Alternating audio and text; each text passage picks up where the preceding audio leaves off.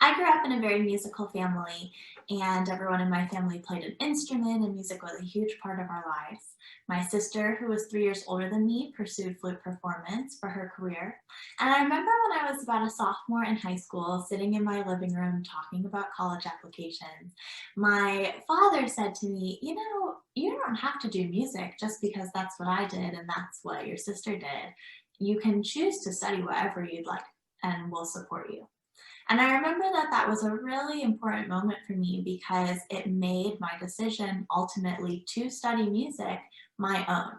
And it caused me to slow down and really think about whether it was something that I wanted or whether it was something that someone else wanted for me. And as I look back in my life, I'm really grateful for the opportunity to be able to choose that and to make that decision my own. When I look back on my time in college at Indiana University's Jacobs School of Music, there are so many experiences that I had that have shaped me and my life and my career today. But I did have the opportunity to study abroad for 6 months during my undergrad in Vienna, Austria.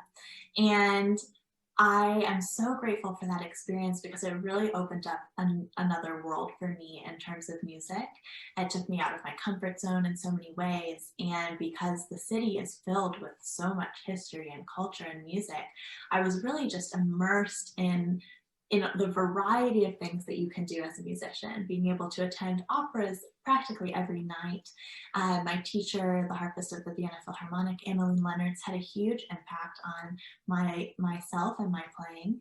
And I constantly go back to that experience in my musical career and how that's shaped how I view music and what we can do with the harp and truly any instrument.